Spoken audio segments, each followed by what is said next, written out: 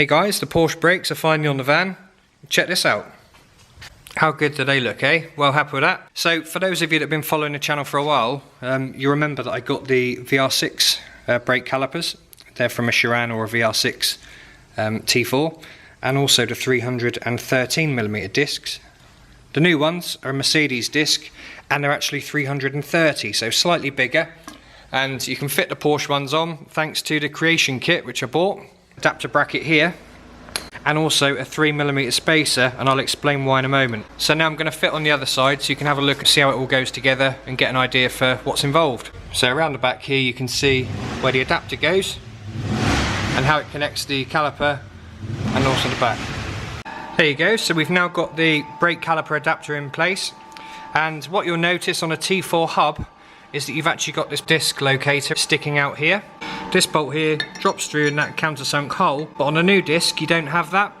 You don't really need it anyway, because at the end of the day this is bolted on at the same time as the wheel. There you go, so I've now took that bit off with a grinder, and I can now get the disc flush onto the hub.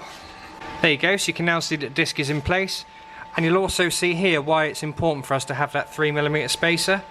That 3mm spacer basically makes up the difference between the 6mm depth of the Mercedes disc, 8mm on a T4. So you end up with a tiny little ledge between the two, and what the spacer does is it makes up that difference. Right, so I'm now going to slide the caliper on in place. So here's the final bit now. We've got the caliper on, we've also got the brake discs on. Here is the 3mm spacer, and if you remember I was talking earlier about the fact there's a ledge. That just slides over the top.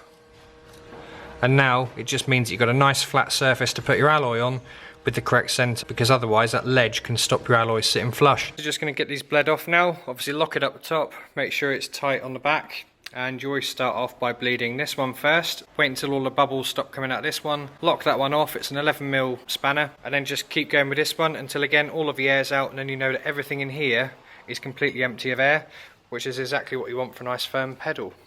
So there you go guys, I hope that's been useful for a few of you that are considering getting a set of these. Creation Motorsport, hats off to you, thank you very much. And there you go, wheels are back on. Nice and stealthy. Not a huge amount of room to spare there. And there we go.